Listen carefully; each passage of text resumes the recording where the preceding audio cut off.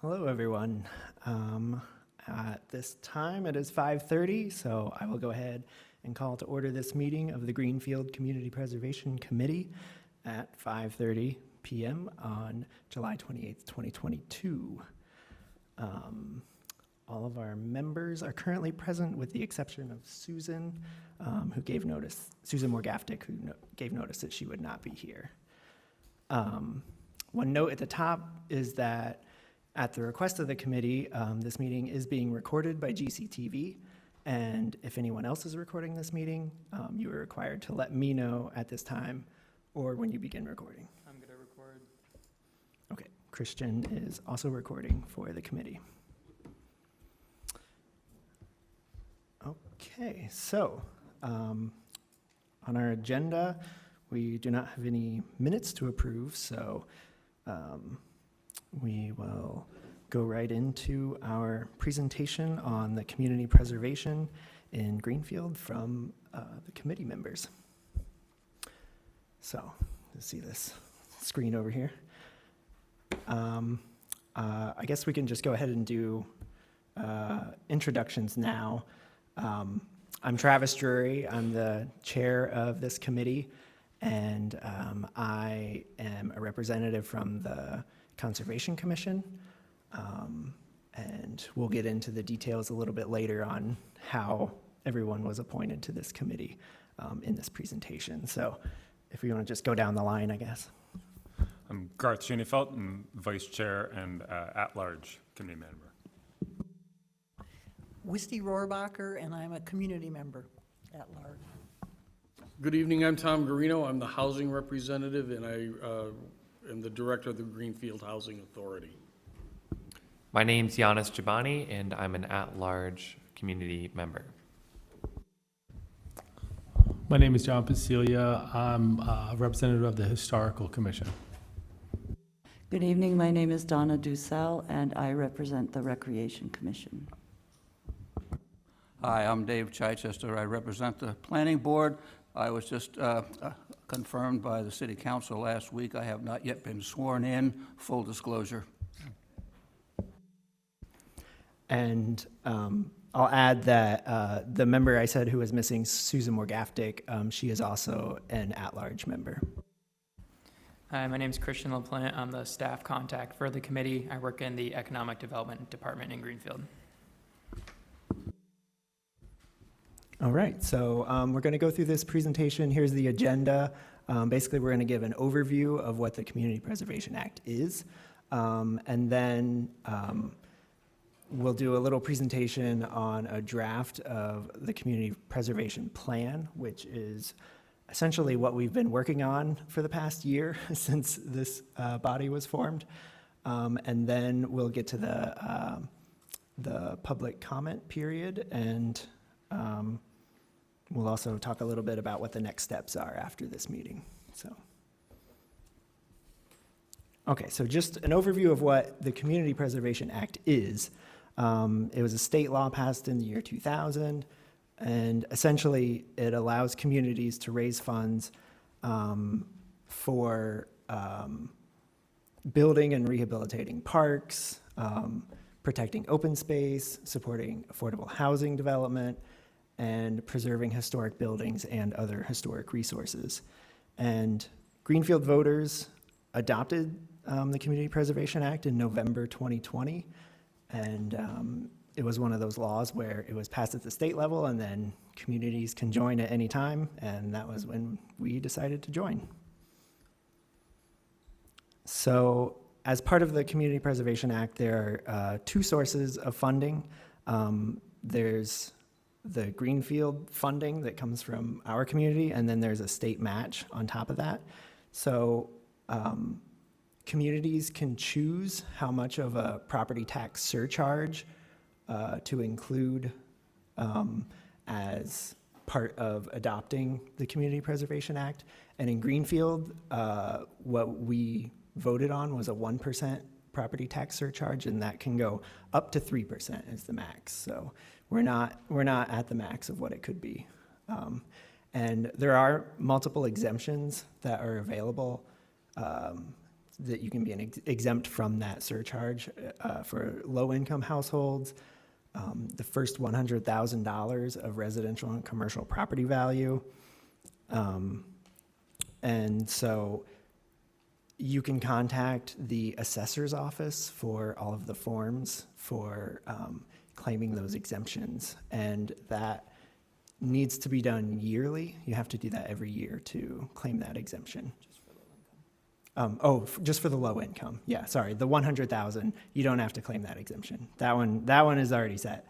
So thanks for reminding me of that one. So in fiscal year '22, that was the first year that we, had this property tax surcharge. Greenfield raised approximately $205,000 in CPA revenue, and this talks about how that our local funds are partially matched by the state, but in the first year there is not a match. So fiscal year '23 will be the first year that we have a match on our revenue. Okay. So here's a little overview of what that money goes to. The Community Preservation Committee is required to spend or set aside for future spending a minimum of 10% of our annual revenue into each of 3 categories. So those 3 categories are housing, open space and recreation, which are lumped together in one category, and historic preservation. And then we are able to put as much as 5% into an administrative fund, and that can be used for any purpose related to helping us do what we need to do, such as printing signs, printing out flyers like you'll see over here and things like that. And then that 5%, if that doesn't get used, it gets rolled back the next year into basically just the general fund that can be reused going forward. And then the remainder of the money can go into a flexible account that can be used for any of those purposes. And so this is actually what we did. We did the minimum in each of those categories, which enables us to have the most flexibility by having the largest flexible spending account. Okay. All right, so each community that adopts the Community Preservation Act must establish a Community Preservation Committee, and that is us. So our committee was established in June 2021 and consists of 9 members, including 5 required members and 4 appointed members. So this is where, when we were talking about how we were appointed, that's where this comes from. There are 2 at-large members appointed by the mayor, 2 at-large members appointed by city council president, and then there has to be 1 person from Conservation Commission, the Historical Commission, Housing Authority, Planning Board, and Recreation Commission. So you'll see those on the bottoms of our names here for reference. And essentially, our responsibilities are to study the community's preservation needs and develop a community preservation plan. Then we review and recommend Community Preservation Act projects, and then keep a record and report on our budget. So we are at number 1 right now, where we have a draft of a plan, and we're doing this public hearing to get more input from the public on what you all think should be in that plan. All right, so a little bit more about the plan. Essentially, this plan reflects the needs, possibilities, and resources of the community, and the purpose of the plan. We're going to establish criteria for how we're evaluating applications for funding, basically lay out all the processes and timelines in reviewing applications. And then the big thing right now that we're asking for public input on is informing people of our goals and the goals as it relates to those different areas. And then this will also provide City Council with background information when we send our recommendations to City Council for funding. And, overall, it just articulates a common understanding of the community's needs and priorities. And if there's one thing you take away from this presentation, let it be this slide, because this is essentially what CPA funding is allowed to be used for. And you'll see there the different categories across the top: open space, historic, recreation, and housing. As I mentioned before, open space and recreation are combined into one category for the funds, but they have different, there are different ways that it can be spent, what the money can be spent regarding open space and recreation. So that's why those are separated here. So you can see we can acquire any of those things, create anything except historic things, because those are already existing. We can preserve anything. We can't support anything except for housing. And the only rehabilitation and restoration is for historic and recreation properties or objects.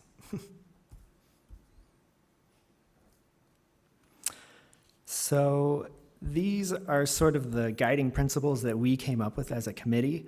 Like I said, we've been working on this since June of last year, and these are the things that we laid out that we thought were important. We want to advance projects, with high or multiple community benefits. Essentially, if there's a project that meets multiple needs at the same time, that's going to be prioritized over just meeting one of those needs. We're going to prioritize urgent projects. So, you can understand what that means, I think. If it's more urgent, then we think it should be done sooner. And we also want to maximize fund leveraging. So a lot of projects that get funded in other cities and towns, Community Preservation Act funding is like the seed money that they then use to get a state match on a grant, and then they use that to get a match on this other thing. And so we want to be able to multiply our money by enabling that sort of fund leveraging. And we also need to make sure that we're ensuring the maintenance of CPA-funded investments. So in the application process, we specifically ask applicants to, explain how these projects are going to be maintained going forward, so that the money isn't just being, used on a project and then the project is abandoned a year or two later. And so those were kind of like overall guiding principles, but getting into specific types of project priorities that we've identified. That's what this slide's about. Essentially, we have been studying all of the plans that have been produced over the years in Greenfield, all the needs that have already been identified. We've reached out to all of the department heads and committees and commissions and boards and all of those things to get all their input. And so these are the priorities that we've identified since we've done all that. And so number one on our list there is creation of further housing opportunities in the city. You can see here it says the highest CPA priority over the next 5 years is to create greater housing choice and foster a diversity of housing options throughout the city. That's something that, we've heard over and over again, that housing is extremely important in Greenfield. We also want to further climate resilience and or improve physical access to or quality of the city's current open spaces. We have a lot of great open spaces already, but there's a lot that could be done to improve them or even protect additional open space. In addition to that. Our third project priority is to actively preserve and enhance the cultural, architectural, and environmental heritage of our community. And basically, this will enhance the knowledge and understanding of the history of Greenfield. through partnerships that offer engagement with our building and landscape assets. And then lastly on this list is increasing access to outdoor public recreation opportunities. As I said before, we have a lot of open space, we have a lot of recreation opportunities, but those can always be improved and expanded. So from here, we're going to go into some specifics in each of those categories of funds: open space, historic, recreation, and housing, and get into a little bit more detail on that. And we're going to have the representatives from those particular boards and commissions present that section. So first is open space. So that's me, because I'm here from the Conservation Commission. So you'll have to listen to me a little bit longer before we move on. Right off the top here, our priority is to preserve, protect, and enhance Greenfield's open spaces. And that includes protecting and preserving agricultural lands, protecting and expanding trail systems, acquiring or protecting environmentally sensitive areas, wetlands, habitat of rare endangered species, river corridors. Also acquiring land in environmental justice areas that will help us increase accessibility to open space opportunities in the city. And you can see in our plan, we have a map that shows where that is in Greenfield.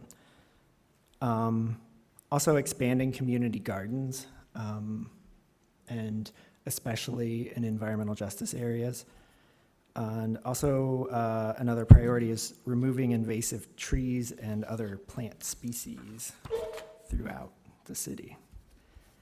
And then a little bit more here, providing and improving connections and maximizing access to open spaces for all residents.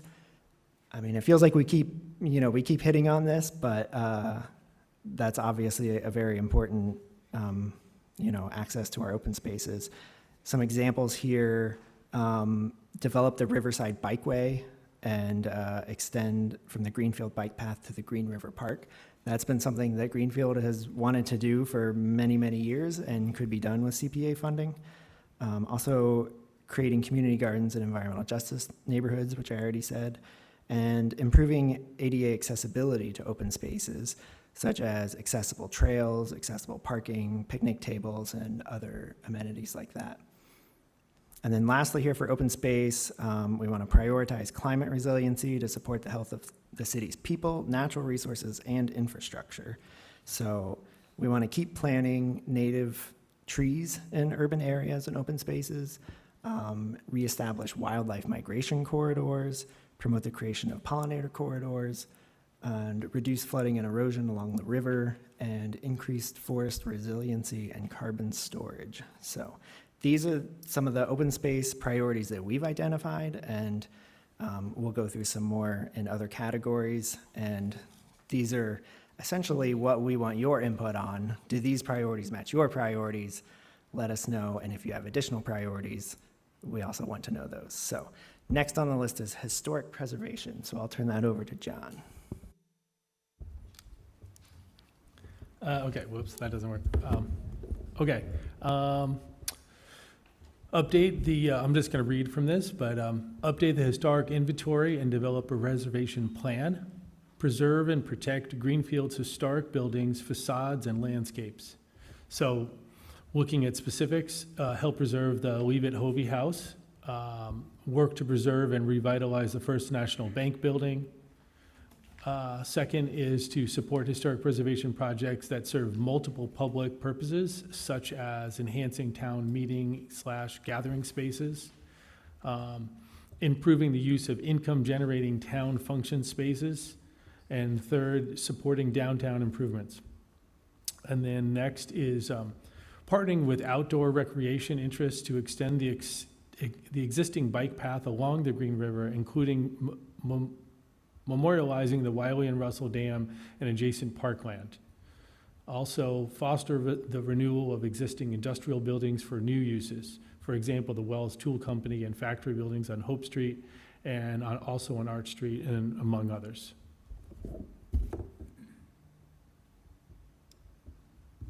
Okay, so recreation. I just want to say a little bit about the Recreation Department, which is a small but mighty department of 3 full-time employees and a number of part-time staff throughout the year. We, or they, I should say, work tirelessly to make sure that residents of Greenfield have a number of opportunities for parks, trails, amenities, sports fields, team sports, skills training, water access, and we also support youth and families by operating summer camps and after-school programs. In regards to the CPA designation for outdoor recreation, the Community Preservation Committee identified several priorities for CPA-funded projects, and I think you'll be seeing some overlap here, which is intentional. These goals are reflected from our Open Space and Recreation Plan, which was recently completed last year. So, for example, we want to protect open space and assure access to recreation opportunities and water access, promote pollinator habitats and shade in public areas, address issues of environmental justice, ADA access, and preserving the historic character of our recreational resources. And I think I have 2 slides here, and I'm not sure that I'm in line, and my comments might not be exactly in line with them, but I worked really hard to not just read from the slides. So I would like to add that while these are plan-identified priorities, they in no way exclude other projects that may be identified and proposed as eligible for CPA funding in the upcoming process. And I'll leave it at that. Thank you.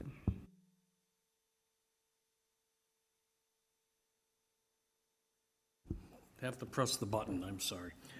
On the housing end, I'm going to read from this and I'm going to give you a little bit more information. The committee is very fortunate that there are a lot of housing advocates on this committee that know the city and know what's needed, and we've been very fortunate, Risty, to have such good support on the housing piece.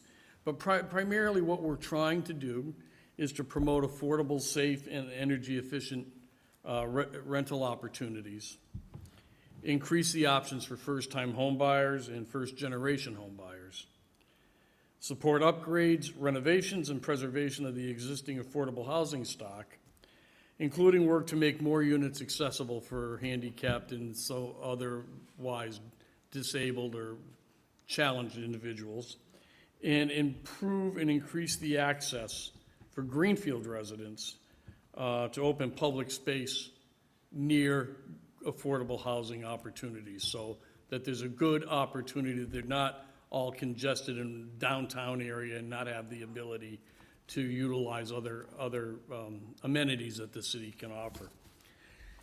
A lot of the work that was done for this goes back to the 2014 housing report that went into the city's master plan.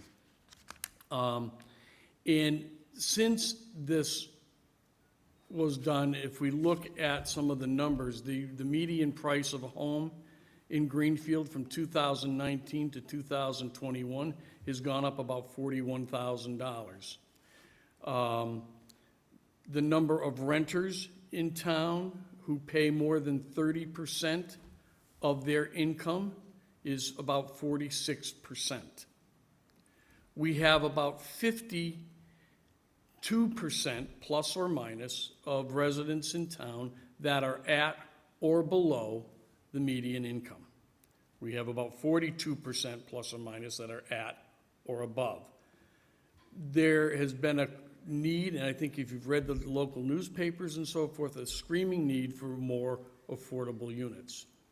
We have some 400 and some odd units that are vacant, 268 plus or minus as of the time of this report were vacant due to code or health violations or deficiencies. I don't want to say violations. So what I hope we can do as a group is look at opportunities for different ways to build new housing or new units. And it doesn't necessarily mean complexes, but there may be non-conforming lots that can fit a single-family home for a first-time home buyer. There are other ways to do these types of things, and with this committee and the input of the folks in the city, I think we're gonna be able to do some pretty good things. And one other point, I just wanna note, as a former town manager, I used to point to the Greenfield Recreation Department as how to get things done, because they are one of the best in the state, so. All right, thanks, everybody. So those are some of the, goals that we've identified throughout this process so far. And here's a little overview of what the project approval process is. And this is another thing we've been working on, is figuring out what our application is going to look like, if we're going to have a pre-application, things like that. So here's our approval process as it will be this year. So next month, August, an announcement's going to go out that the Greenfield Community Preservation Act funds will be available. And by September 30th, pre-applications are going to be due. And just to explain a little bit about that process, we have a short application that people can fill out, the pre-application, or that people have to fill out if they want funding, that essentially will allow us to tell that person whether their project is allowable with Community Preservation Act funds. And if it's not, we can work with them to maybe figure out how to make it allowable, or, we want projects that we can fund. So that's like an initial screening process to make sure that the projects will be able to be funded. And so between September and October, that's when we'll be meeting with people who have applied with pre-applications and, discussing whether it seems like their project can go forward or not. And if it can, then we will ask them to submit a full application. And full applications will be due by November 30th. And then basically after that, the committee is going to be reviewing the applications, meeting with applicants. This will all be done in public meetings, and we'll be able to get public comments on the applications, the projects that have applied for funding. And then that process will go on for months throughout the winter. And then in March, we will be voting on project recommendations to City Council. And at that point, City Council will consider the recommendations. Typically, how it happens in cities and towns is that almost all of the recommendations to City Council get funded. So likely, things will be pretty good for the applicants at that point. But City Council does have the ability to reject an application, reject a project for funding, or reduce the amount of funding for a project. So that is City Council's role at that point. And then once City Council votes, then a notification of award will go out, and then that will be finalized with the applicants, and then they can get started on their projects. And then it's not on this timeline, but essentially what happens then for our committee is then we will start the process over again. We'll have another public hearing next year, essentially doing the same thing we are right now, getting public input on what the priorities are for funding for the next year. And then we'll open the application process, and then we'll be off. So that is that. And we'll be, sorry, just to, we'll be, sorry. Go for it. We'll also be checking in on to making sure that the project applicants are spending the money like they said they were actually doing their project. They're like, oh, well, we decided to throw a party instead. Yes, there will be follow-up with projects along the way. We are also tasked with Okay, you can skip confirming. that one. So we're going to get to public comments here in a second. The next steps right after this meeting, once we get public comments here, there are also, there's a form online on the city's website where if you have additional comments, if you're watching this and you have comments and you're not here, there's a Google form where you can write comments on there, and we're going to incorporate all the public input that we get into our plan for this year, and then finalize that plan, and then, start accepting applications. Oh, You might already understand this, but it took me quite a while to get clear on this. The projects come from the citizens, from you. And then the projects are carried out by you. What we're doing is judging those projects that have been suggested and evaluating them, and then deciding which ones will get funded. But the projects will come from the people who live here. So if you have ideas, yeah, and I'll just add to that that it'll come from the people. Some projects will be funded, likely, city departments will probably submit applications for funding. There will be nonprofits submitting application. I mean, this is in other cities and towns what happens. Nonprofits, for-profits, private citizens. We're open to small projects, like if they're, just some examples that we've talked about, like community gardens or something. That can be something that, you don't have to have a big corporation to get funding to do something like that. This is like one of the few ways that you can get, funding for that type of project in Greenfield. So we're really open to crazy ideas, wild ideas, as long as it matches with, the goals and needs of Greenfield. So think about pre-applications for any projects you might be thinking of. Okay, so at this time, I'm going to open the public hearing for public comments. And just to let you know, if you didn't see it, there's a sign-up sheet where you can sign your name if you would like to give a public comment, and Christian's going to pick up one of those, and there'll be one remaining, so you can still sign up even now. And so I'll go in the order that the names are listed on here, and then once those names are done, if anyone else wants to make a public comment at that time, you can still do so. And so we decided at our last meeting that speakers would be given 3 minutes for their public comment. And as I said before, please know that in addition to this public comment period, you can also go to that Google form online on the Community Preservation Committee's webpage. So you can leave a much longer comment, or much more in-depth, or if you think of something later, that will be open through August 11th at noon. So if you're watching this on YouTube after this happens, if it's before August 11th at noon, you can still go leave a comment. And really, we want, as much public feedback as we can possibly get. And again, on our webpage, you can also find a copy of the committee's draft plan to read through. There were a few copies back here. If anyone wants to look through it while you're here, maybe people can share those around. And you can also get a copy of this presentation on that webpage as well. All right, and if you do have any questions or issues trying to find those resources, you can reach out to Christian.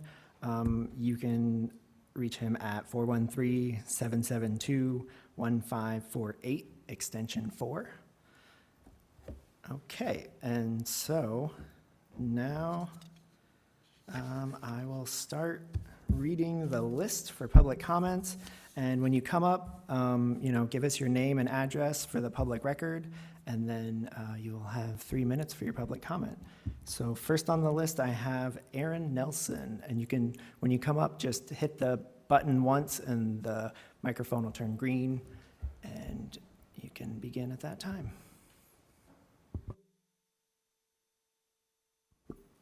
All right, thank you.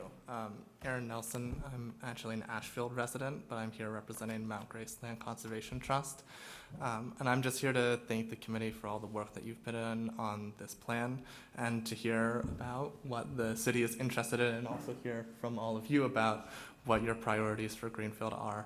And just to let you know that Mount Grace would be excited to work with the city if you have any projects that you think we might be able to help with. We do land conservation ranging from really big landscape scale conservation projects that protect over 700 acres or more to really small land conservation projects that get down to 1 or 2 acres.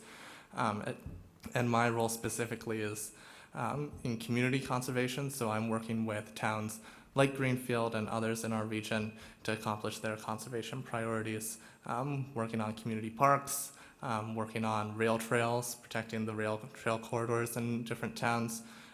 So we have a lot of flexibility in terms of how we can use the tools of a land trust to help meet your needs. And just to highlight one particular thing about the CPA, for open space and recreation acquisitions with the CPAs, you probably know a CR has to be held by a separate entity besides the city.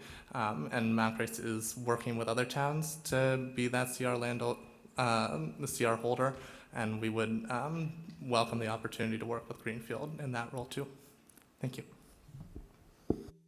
Thank you. All right, and next on our list, we have Marie Francois Att. I believe I pronounced the last name approximately correct.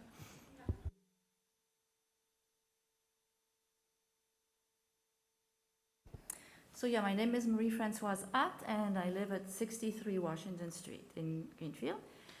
I really like what I saw. I like a lot of these priorities you have. I don't right now have a lot of comments, but I do have a couple of questions if it's not too early for questions. And one is these projects, these applications. What is the time frame for the project? Is it like for a year, or do you have to spend the money by a certain time? Do you know?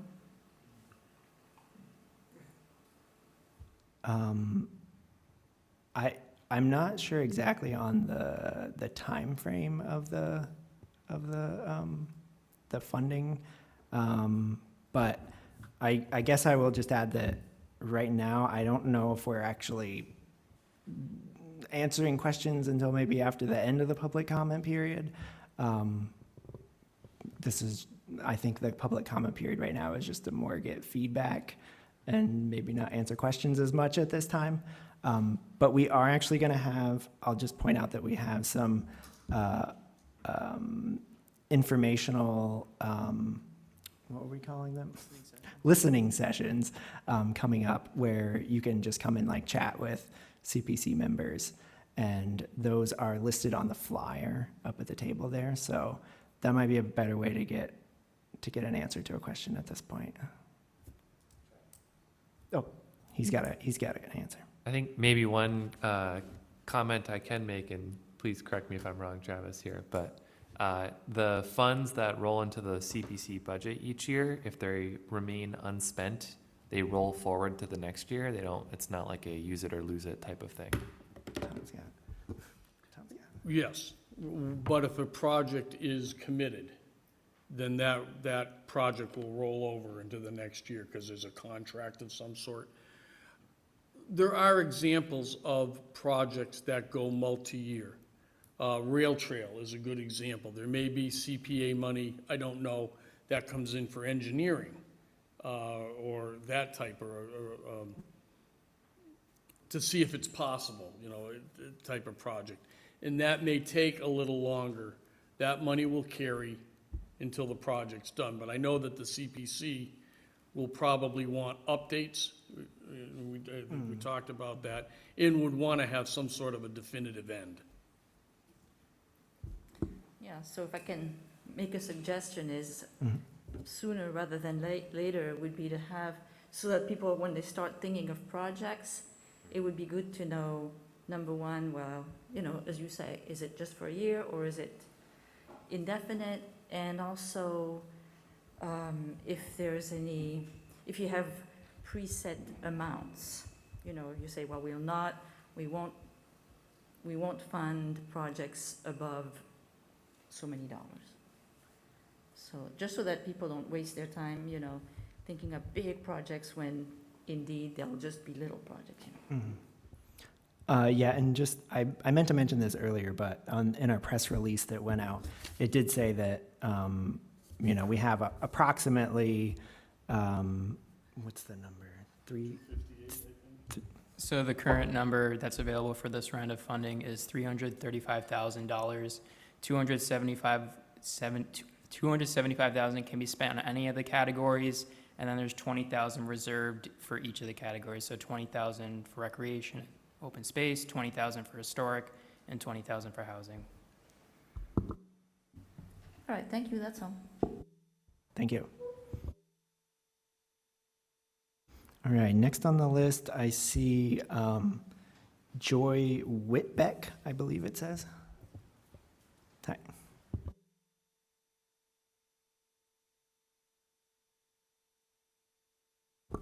Hello, yes, I'm Joy Whitbeck from 49 Lincoln Street here in town. Thank you all for all the work you've put into this so far. It's really exciting to have the possibility for the community to have ideas and get them out there and actually, you know, have actionable things. I've got all kinds of ideas, from signs on the trails to renovating our whole recycling program, but we'll get to that. I do have one concern with the draft plan, that it seems to focus on certain projects and maybe highlights them too much. And I just concerned that that might deter some people as seeing it's kind of like a backdoor way to raise our taxes to pay for things that we were told taxes wouldn't go up for. Specifically the former or current and soon to be former library building. There's pictures of it there and on the first page. It's specifically mentioned as an example of what would be a good use of the funds on page 23, and coming soon off of all the taxpayers learning that we're going to maintain that building most likely, and it'll stay the responsibility of the city. I just hope that that doesn't kind of become the focus and all the money be diverted to one project that might not be in everyone's like top priority. But otherwise, thank you very much. And oh, sorry, I just have one other question. You had mentioned the 335. In the draft plan, it says 258, and I think the presentation slides online say 205. So I was just curious where we were with. Yeah, so the 258 that's in the current draft plan, but right after we sent the plan out officially, the draft plan out officially, we realized that was an error. So in FY22, so there was 205,000 that was gathered, which is correct in the PowerPoint. And then there's some funds that we can expect in FY23 that we're pretty much 100% certain we're gonna receive. So we're also including that, and that's part of the 335,000. Okay, all right. Thank you. All right, thank you. Next, we have Marcia Stone.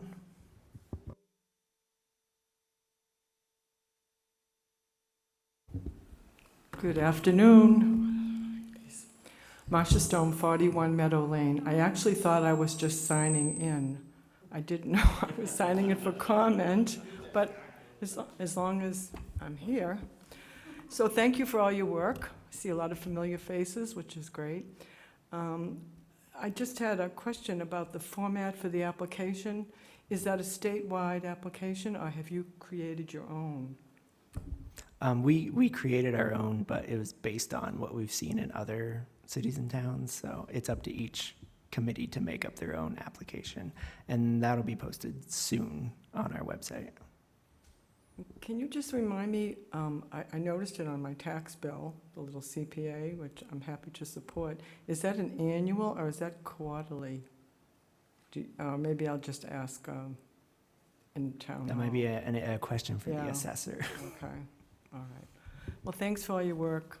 I'm really happy that this is happening in Greenfield. All right, thank you. Okay, next we have Norm Hirschfeld.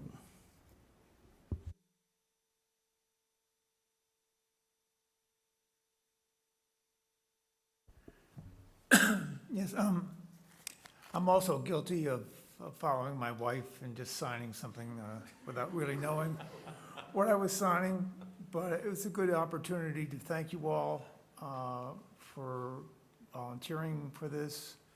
It's great to see democracy at work, and to see our tax dollars well spent. I came from Waltham, which I think started this planning process from the very beginning, I think 2000. And they have quite a bit of money stockpiled away for investment in affordable housing and open space. So it's great to see this taking fold its infancy. So thank you. All right, thank you. And next we have Kenneth Campbell.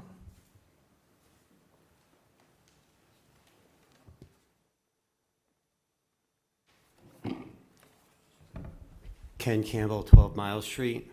I think this committee and these funds are amazing. I grew up in the Boston area, and we kind of had, in Chelsea, and they kind of had a commission like this that predated any state organization. And one of the things that they kept prioritizing was housing. We had a huge homeless issue in my town. We had a huge drug issue in my town. Also gangs, which fortunately we don't have here. This money can't be used for drugs and rehab, but it can be used for housing. And I think any way to get more people off the streets, or, you know, I can personally can barely pay my rent. I'd love to get into something more affordable. And I think one of the great ways to do that is a program that the city already has of offering loans to homeowners who have low-income rental properties to fix up. I believe you were speaking of that. There's 200 and something units, which is a huge number. And although affordable home ownership is an important thing also, I looked at the database, and Habitat for Humanity home is about $70,000 for a project. $15,000 loan, that would be 5 housing units that would be created for the same amount of money. So I personally am in favor of housing and in any way, but I think that loan program, which I believe is currently tapped out, would be a great place for the city to apply to get funds. Thank you. All right, thank you. I should check these off. Next we have Kat Miller.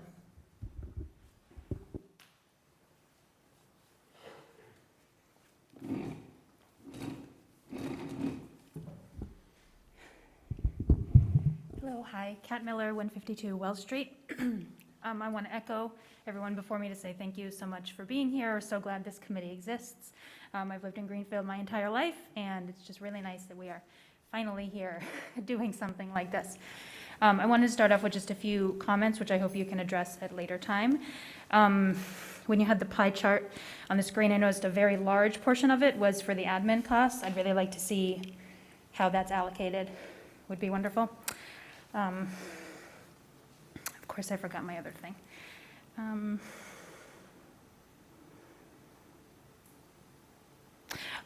Once you start collecting proposals, is there any way that the people in town are going to be able to see the projects before you're voting on them? Not necessarily to give input, maybe just to see sort of what's out there, and if they want to throw their support behind anything, or partner up with somebody, or get in touch with somebody to help out. I think that'd be a really wonderful way to get more community members involved in projects that are important to other members of the community. So I'm here with my friend and colleague, Revan, and we are both here to talk to you about your spaces and composting. So I'm going to turn it over to her now. Thank you. My name is Revan Chandler, 42 Union Street in Greenfield. And also would like to say thanks to each and every one of you for the work you're doing on this committee to involve community members in the decisions that you're making.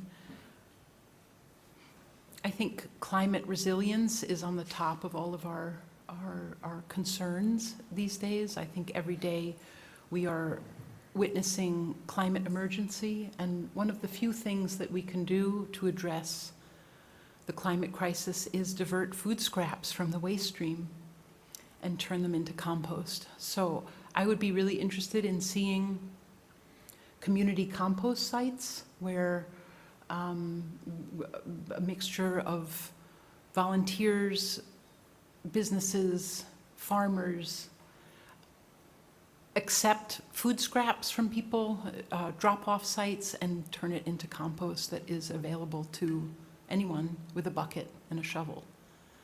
They can be used in our community gardens, by the way, just for the record. So I think this is a really simple step that the town can take, following the lead of California and Vermont and many municipalities in Massachusetts that provide free curbside diversion of compostables. As we know, in landfills, food scraps produce methane, which is a very potent greenhouse gas. In incinerators, they increase incidence of childhood asthma. Springfield used to be one of the child asthma capitals of the country. So we need to do everything we can to reduce food scraps in our waste stream. You've been speaking about environmental justice communities, and I think this aligns with that. So in the large sense, we have to work together to encourage the city to provide free curbside compost collection for all households. The compost cooperative, of which Kat and I are both members, diverts approximately 40 tons per year of food scraps from Greenfield residents, and we have about 200. So in a city of 18,000, just imagine what would happen if everyone were able, with the city's support, to divert their food scraps. They would save on trash costs, the city would save on tipping fees, and we would all benefit in terms of the compost made and the trash diverted. So thank you very much. All right, thank you.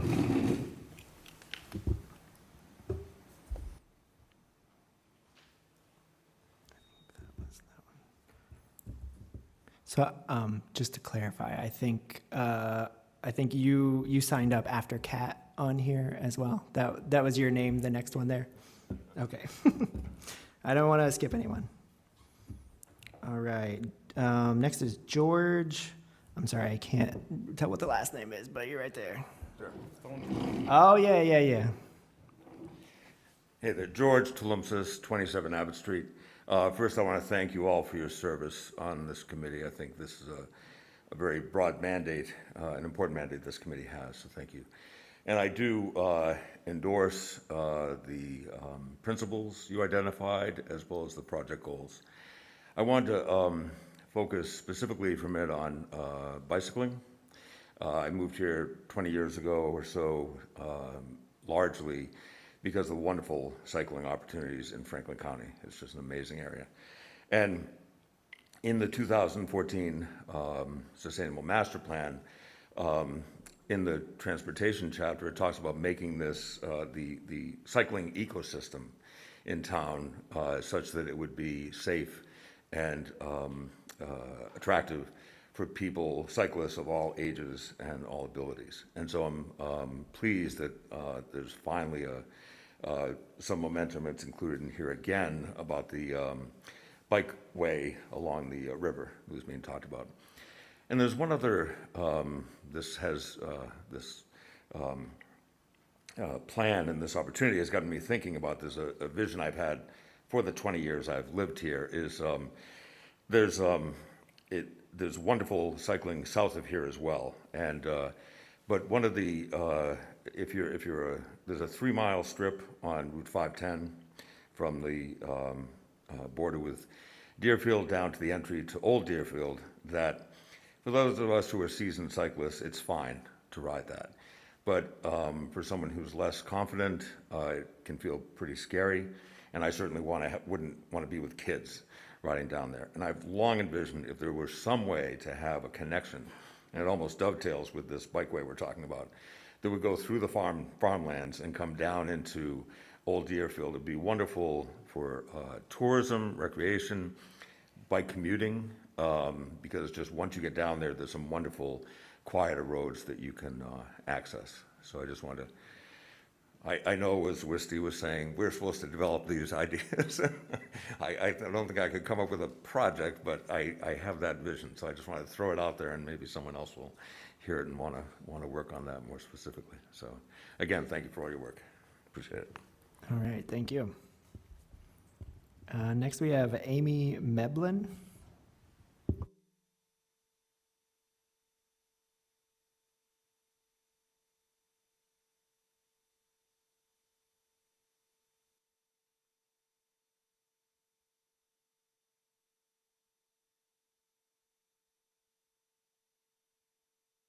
If you could turn the microphone on, sorry. First things first. Thank you very much. Also, I second the emotion of people expressing gratitude for this fine work. And I have really somewhat recently had a growing enthusiasm for being involved in community pollinator stewardship. And I thought that one thing I might just find out, but I don't really have a sense in this town of the scale, the scope of what's being done now, and what there's an interest in doing to broaden the corridors and involve property owners of, you know, municipal, industrial, commercial, residential property, so that more of that can be fostering healthy environments for pollinators. And you're just hearing the recent news of the decline in monarchs of 70% in the last 10 years. It's kind of horrifying. And, you know, we know, I think many of us, the concern about preserving bee populations for being able to have food in the future. So I thought I would just toss it out if anyone maybe, has some knowledge of what is currently going on as current projects community-wide, so that I'm not sort of thinking about replicating something, but maybe fitting in by adding to that effort.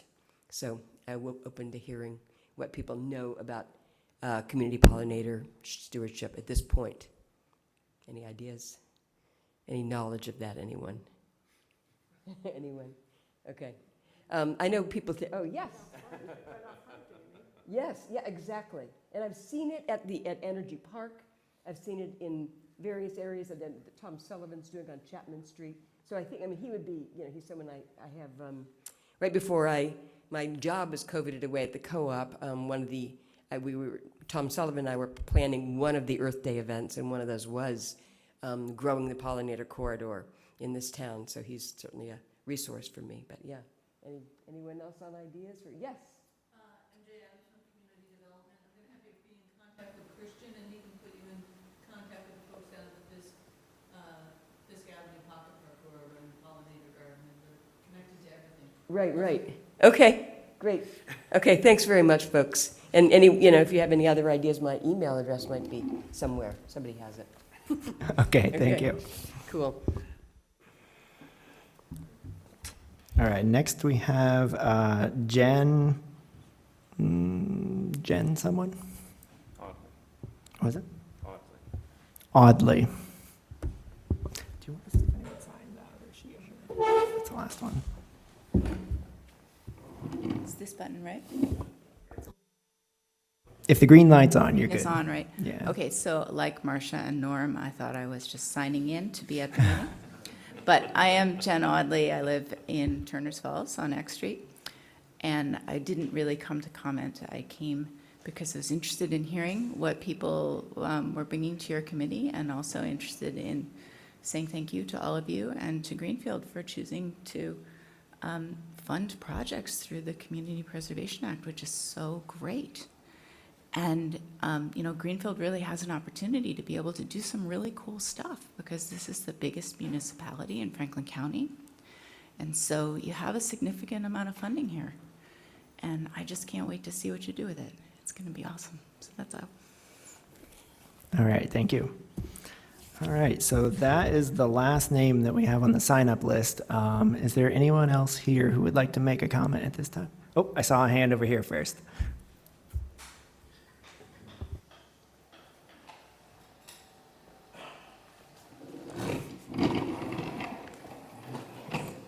Thanks, George.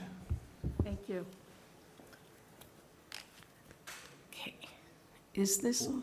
Yeah, it was on. When the green light's on, you're good. Hi, I'm Lynn Kelly, 19 Silvercrest Lane. Hey, Dave. And I'm the chairperson for the Disability Commission.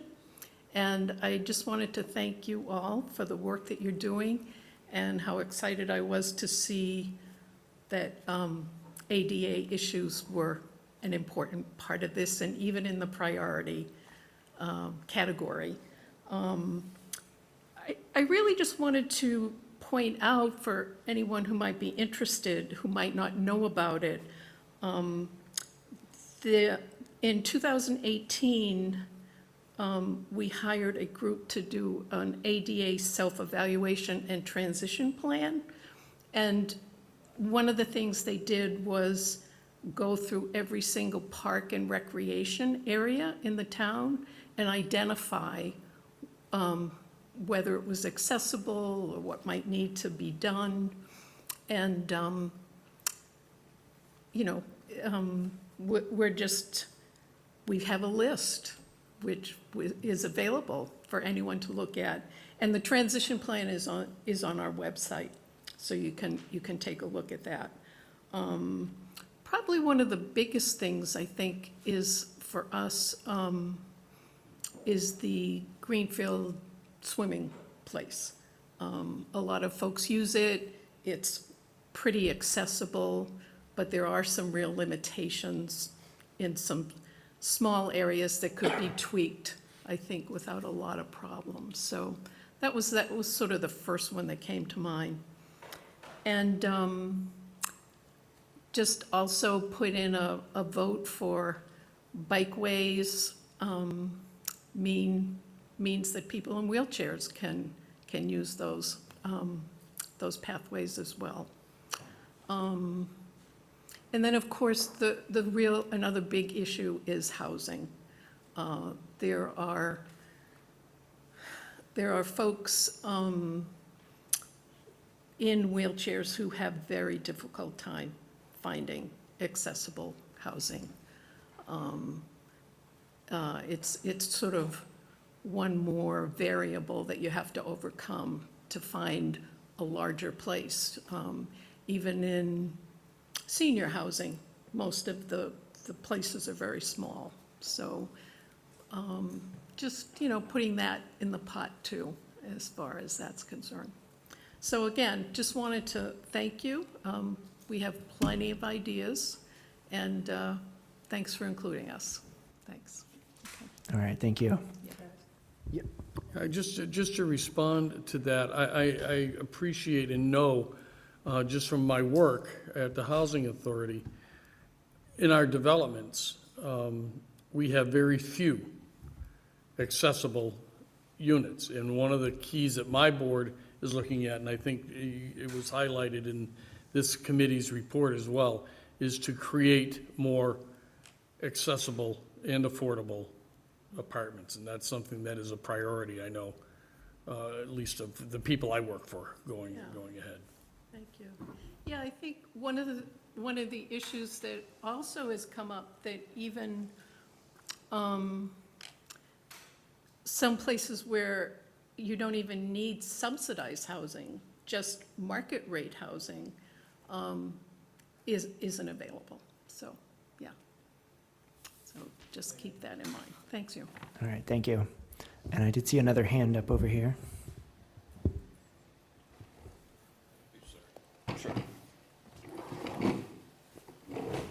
Todd Boynton, 83 Silver Street, 24-year resident of Greenfield.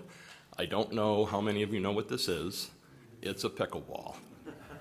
Pickleball is the fastest growing sport in the world. It's coming. It's whether or not we're prepared for it. Every other town around is doing something. We can be ahead of the curve because we've already gone through it. 5 years ago, 6 years ago, they put in one court. It's wonderful. It's growing the community. All these ideas are more important, but I think it can all work together.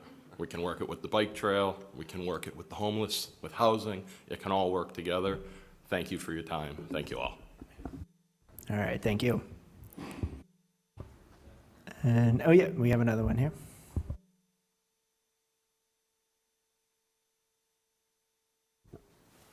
So I'm actually from Shelburne Falls, but I'm here representing Franklin Land Trust. And we just wanted to offer our wholehearted support. I think our interests align with a lot of what's been expressed here today, especially, keeping public spaces open and all of that. So thank you for all that you've done. And we just wanted to let you know that you've got our support and to reach out if you guys ever need anything from us. So thank you so much. Thanks. Could you state your name for the record too? Sebastian Lamontagne. Thank you. All right. Are there any more public comments at this time? Even if you already even if you already gave us a comment, you can give us another one. All right. I do not hear any additional comments, so I'm going to go ahead and close the public comment period at 6:36 p.m. And is there a motion to close the public hearing? So moved. Second. Okay, motion by Garth, seconded by Tom.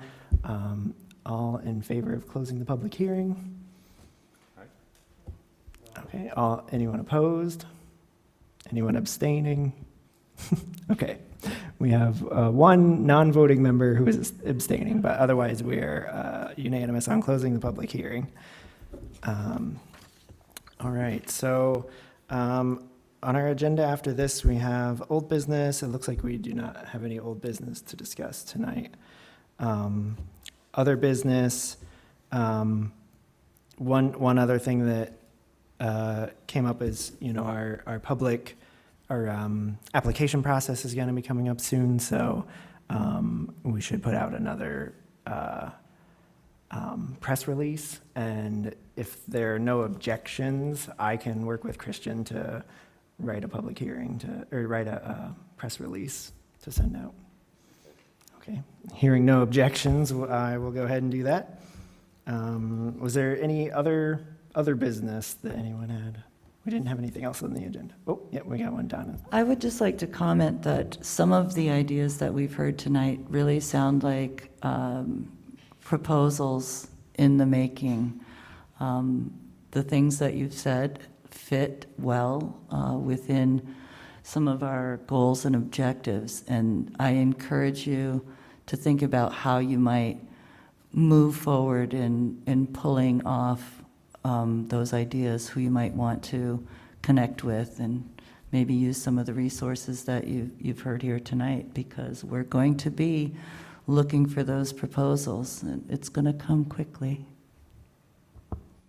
Yeah, and I guess I would just add to that, a lot of project ideas, for example, if it's like a recreation project on recreation land, contact the recreation department and let them know, because they would probably be the ones who would be applying for funding from us. So, if there's a property, the property owner will probably be the one submitting it, or, at least with their approval. So, yeah, if you have ideas, make sure to network with those people who are in charge of those properties that you're interested in. Oh, we got one more comment here. Yeah, just one takeaway that I have so far from what I've heard is that it feels like one thing this committee should do is think about ways to connect people who have ideas with other people who have raised them, or resources that they can reach out to just to know what's out there and what's available. So I don't know how we'll think about doing that, but just wanted to let everyone know that that's something I'm taking away. Okay, thank you. Any other business? Okay, no other business. So our next regular meeting is August 25th, 2022, 5:30 to 7 p.m. at City Hall Meeting Room. That meeting will be hybrid, and it will be there unless otherwise posted. The public is always welcome to join us at our meetings, and join us in the sausage making process, as they say. So maybe we'll see you there. I would take a motion to adjourn. All right, motion to adjourn by John. I'm not sure who seconded. Donna seconded. Okay. All those in favor of adjourning?